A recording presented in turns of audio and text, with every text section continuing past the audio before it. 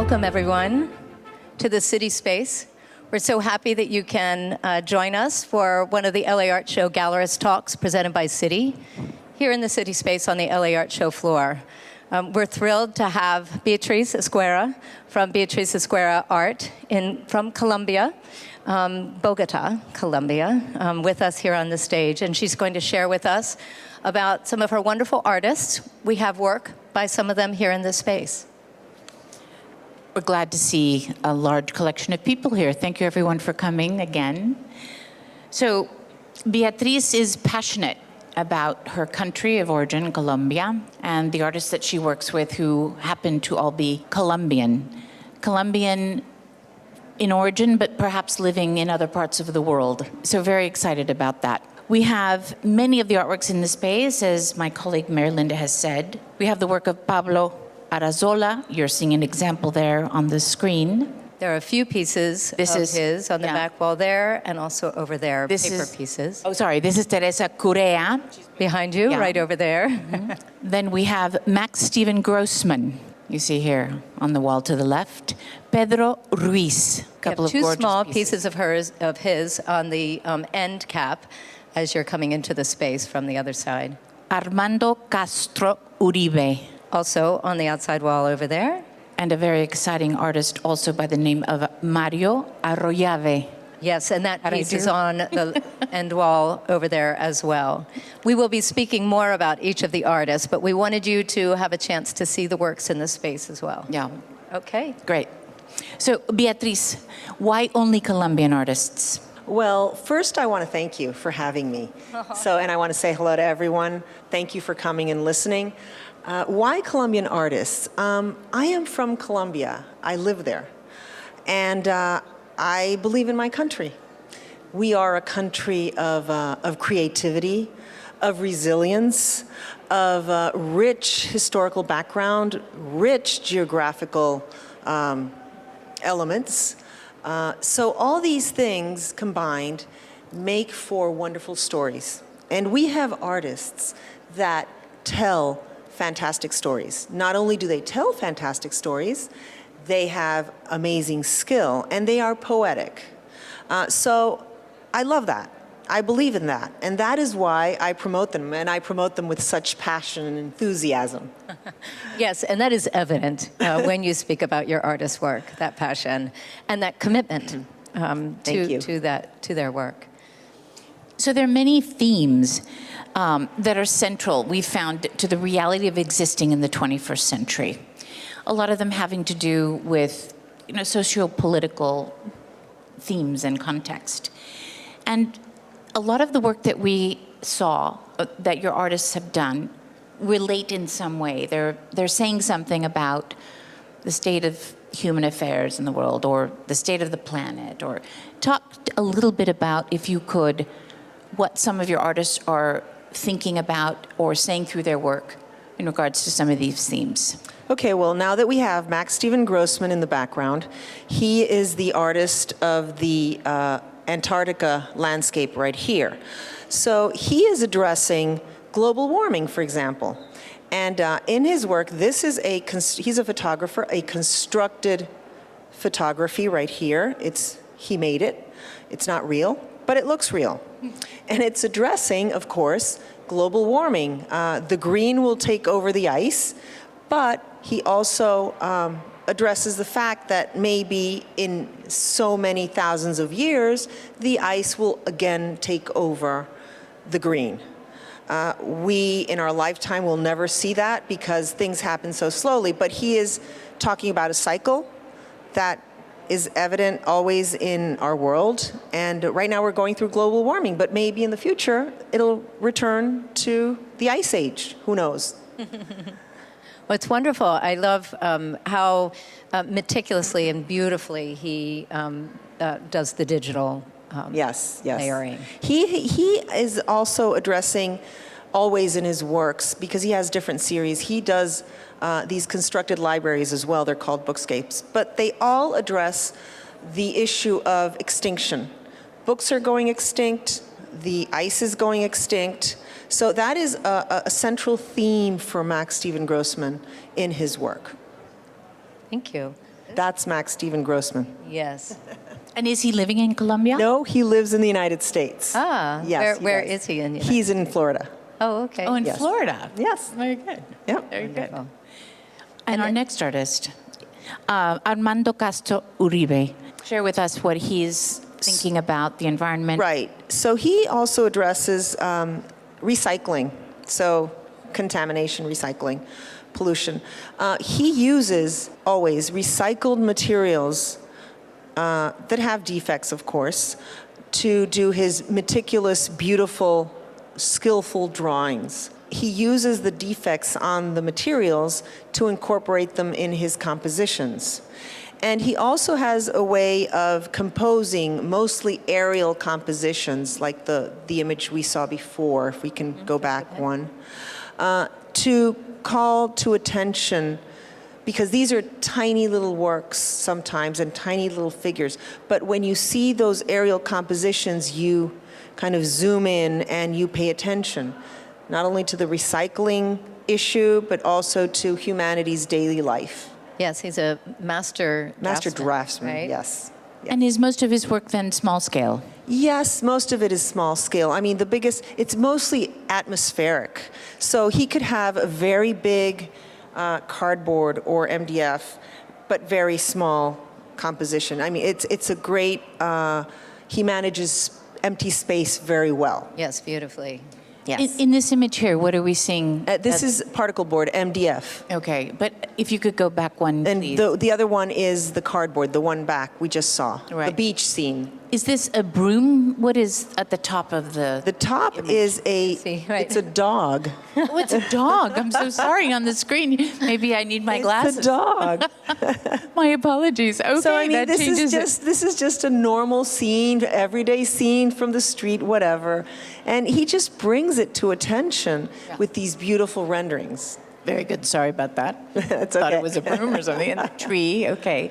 This looks like it's interesting. A tree is such a parallel for the planet, right? Yes, totally. So, I mean, you could make up your own story for this, but the tree is central to this composition, to the recycling, to a reference, to the material, paper, cardboard, wood, Yeah. It's key. Yeah, very good. Very good. And then we have Pedro Ruiz. Ruiz. Well, Yes, exciting work. yes, Pedro Ruiz is one of Colombia's most important artists today. He has his work addresses social and political issues that affect not only Colombia but worldwide, and I will discuss a little bit more of that. But he does it in a very subtle and poetic manner. So when you look at his work, you're going to find that it's beautiful, and you'll say, oh, it's beautiful and very well done. But when you start discovering what it's about, it's just very impacting. So he has had several main series in his work. And I'm going to begin by the first one, which is called Love is in the Air. And I don't know if we have an image of that. You don't? Okay, think but we that's have. okay. Love is in the Air was a series that he did about spraying narco fields. Of course, Colombia, narco fields, we have that. But when you spray narco fields, and these were these landscapes with little planes spraying, when you have that, you are, yes, destroying the narco field, of course, that's wonderful, but at the same time, you're destroying nature because that spray destroys the nature around it. So he is always about nature conservation deep down. He can have different series with different topics, but they all refer in some way to nature conservation. So that was Love is in the Air. And it seems that his work also, it's always very much about the human presence and... Yes, and then, for example, we're looking at these images here, and then you will see another series which is called Displacements, which is a worldwide phenomenon. You have a little canoe with a person carrying something. We have displacement in Colombia due to war, guerrilla warfare, but it's a world phenomenon. When you are displaced, you take with you to wherever you're going in your boat or whatever vehicle you're using, your life, your culture, your nature, your beliefs, your everything to wherever you're going. And so Pedro addresses this very beautifully and poetically, but it's a human drama, and it happens all over the world. Is displacement the theme under which the two that are at the end of the Those poem are here? displacements, because Okay. later on, he did a series called Gold, where it's more of a positive message. He decided that he would bring out the gold of his country and share it with the rest of the world. So when the background is gold, it belongs to that series, and the canoe is a vessel of sharing everything that we love about Colombia. Very good. So yeah. And he was knighted by the French government. Yes, he was knighted by the French government, and he is a UNICEF ambassador because he works with he has social projects and works with indigenous communities and other Colombian communities, because he wants these communities to bring out the gold. Sometimes indigenous communities, other communities, they're not proud of their culture. And so his work is to bring out that gold, and he does these, how do you call those? Forget the word. What's the word in Spanish? It's workshops. He does workshops. He does workshops with these people, and that is the whole point. Be proud of your culture. Share it with the rest of the world, which is a really important job. Yes, to do. because so many of those cultures have not been honored and have been, Maybe have been made to discriminated. feel, that's right, and made to feel lesser than. And so it's beautiful. Or maybe the government doesn't pay attention to them. Right. So his latest project is this indigenous community in the eastern plains of Colombia. They are nomads, and it's 10 communities living in a very small area of land, and they used to have thousands of hectares of land, and they used to be nomads is because if you tire the land when you're working it, then it doesn't. It doesn't produce. Doesn't Okay. become fertile. Yes. The fertility is removed. Thank you, Chella. So he's working with these communities to empower them and teach them how to communicate with the government so that they can work to get their land back. Get a voice back. Yes, and get their voice back. So, and bring out the best that they have to get their land back. Well, and the thing is we are deprived not having what they have to share. And so, Right, and exactly. that's the They also indigenous have communities around the world. They also have ancient knowledge of so many things, plants, herbs, medicine, that it's being lost because they're going extinct. Right. Because they can't live without the land. How beautiful and how active and proactive he is. Yes, with very his much. beliefs. I mean, a lot of artists, as we've been speaking of, are able to express something that all of us may feel and put it out there in a way that can be spoken of more fully, that can be shared and spoken of, but he's actually going a step further. He's doing the work. He's doing the work. The physical That's work, amazing. too. Yeah, it's great. It's wonderful. very He's exciting. an admirable, wonderful, poetic artist that we all love in Colombia. Thank you. And then we have Mario.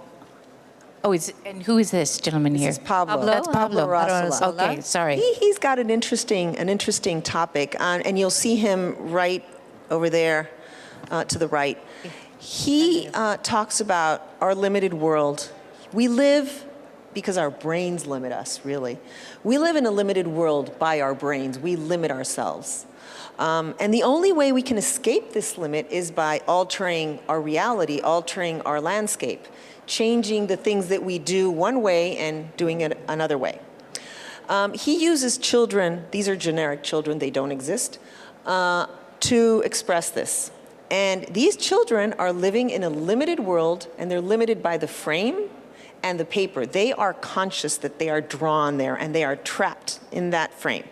So these children are manipulating the paper and manipulating, their surroundings in order to see if they can escape their limited world. So it's a little bit humorous, but this is real. It's real. This is our reality. And so that's what these children are trying to do. Manipulate that paper, change it, and see if they get a new reality. Right, we are limited by the way we think, by our perceptions, Exactly. by cultural, Oh, totally. I mean, we are limited. Yes, yes. Well, and they are whimsical at the same time. There's a little bit, they're a little bit surrealist. Mm-hmm. I mean, here you see this girl, what you see there is, I would say, her breath. Oh, are those the dots? I think so, yes. Yes, where the paper is punctured. Again, you can see back there, it's there as well. The paper is punctured, and it almost looks like stars or breath. I think it's her breath. It's coming from her mouth. And that is how she is having an impact. Oh, definitely. I mean, Right. it's that paper manipulation that really makes this artwork different from a normal drawing. Yeah. You know? Very much so. And the thing that I think your ability to find these artists is amazing. And it feels like all of your artists have a depth of concept, meticulous nature in the way that they're working, and beautifully wrought. I mean, Thank you, Mary That Linda. combination is wonderful Thank in you. all of them. Well, I feel fortunate to be able to represent them and show them, because I just think that they have so much to say. And in such a beautiful way. That's one of the values that I believe in art. Beauty, permanence, skill. I feel that art has to transcend in history and not get physically lost. So, to do that, you have to have good quality material. Right. Yes. The skill is important. And how do you find these artists? Do they come to you? Do you seek them out? Tell us a little bit about that story. I get, there's all kinds of ways. I receive portfolios, I think, every day in my email. I take a look at that. I go to art fairs. I take a look at that. Other artists recommend. And exhibitions, or maybe some person that went to the gallery said, oh, I want you to look at this artist, which happened to my latest artist that I have. A colleague said, you have to go see him. And I was like, I don't want to go see him. I have no time. And he insisted, and I ended up working with him. Oh, wonderful. Yes. Wonderful. Yes, very good. Yeah. And so we have Mario Arroyave. Okay, Mario Arroyave, yes. These artists are all, except for Pedro, these are all mid-career artists, or young to mid. Mario Arroyave is very interesting because he combines spirituality with art and science. In the artworks that we're exhibiting here at the fair, he is talking about quantum physics and how we are all connected to the last atom, and we are all part of one matter. We are all one. But he puts his people, his little characters, in these white, empty spaces. So if you don't read about it, you might think, this is a mass of people, but they all look very lonely. And it can make you uncomfortable. Or you can think, oh, this is a beautiful mass of people, I love this is so minimalist. The whole point is to make you uncomfortable, and so that you reflect upon your presence among others in this world. And I would love you to talk about how he's creating these. Okay, so he's got 2 light boxes, and then he's got some prints. These are the light boxes, and these are layered. So Mario is a photographer, I forgot to say that. He does constructed photography. And so these are photographs that he's taken, and he's taken each little character, and he has placed them in a light box, and they're layered, so you get perspective, so it has depth. Right there, you see there's layers in the light box. Right, and when you're saying they're layered, so they are on a translucent. They're printed on this transparent paper and then set on plexiglass, and then you have the different layers. Wonderful. Exactly. Yes, and that's where you get the depth. Do you have this one here in your booth on This the one floor? is in your booth, I think. Yes. No, This no, one- this is the light box, isn't Yes, it? this is the one that's in Yes. our booth. We switched. That's why. Okay. All right, great. But these Yes. are wonderful pieces. Yes, they They're really are, and they extraordinary. do give such a sense of I mean, it could be peaceful or it could not, Yes, depending on how you look at it. And that's his whole point. He wants you to feel kind of off Right, thrown off a little bit. a little bit. by Yes. them. Questioning yourself? Yeah, definitely. And where you are in this world, because in the end, we're all one, Yeah. according to science. That's true. Very true. Well, can you speak a little bit more about that? Because you shared that with me yesterday, and I think that's beautiful, his basis behind the work, that we are all one. I mean, he is a meditator as well. So when you're a meditator, I'm also a meditator. You reach a moment where you are one with the universe. I think that's his combination. Also with the science of it, of the quantum physics, and then expressing it through art, because I'm not going to read the quantum physics theory at all. I won't understand it. But we will get it through art. It's easier. It's more effective. we can More experience it. Yeah, we can experience it. Exactly. Exactly. Do we have any questions for Beatriz from the audience? We'd love to entertain one or two. Where did you go to school? Your English is so perfect. Thank you. I was born here in the States by chance, not because I'm from here. I'm from Colombia. And so I learned my English when I was little. And then I went to the American school in Colombia, and then I came back for college, and my parents are kind of a little bit similar, educated. So English has always been part of my life, Thank you. which is really convenient to be able to, It's wonderful. I think speaking several languages is sort of Yes, I wish key I spoke today more. in the world. Yes. Do you have anyone else? Yes, there's a question over there. I jumped in the middle of your presentation. Where else can I see your work? Like So- back in East Coast, maybe? No, you can see my work.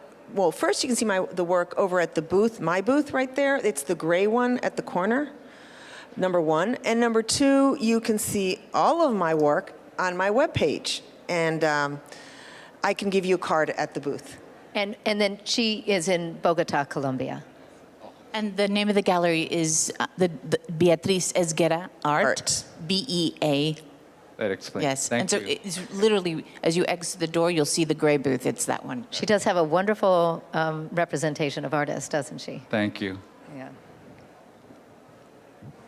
Anyone else? I went to your booth. It's amazing. Who did the Volkswagens? Oh, I the love those. Volkswagens.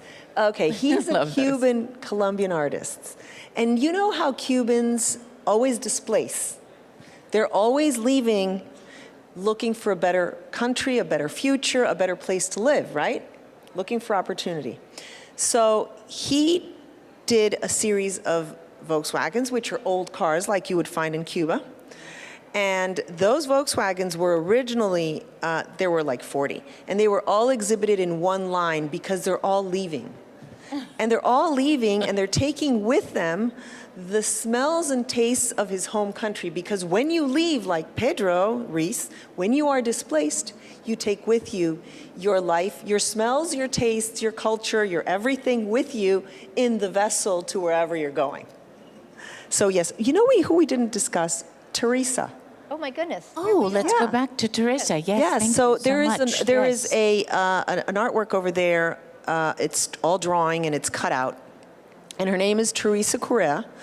And what she creates are these very surrealist worlds. She is a draftswoman. She cuts out every single drawing and then assembles them into these amazing worlds.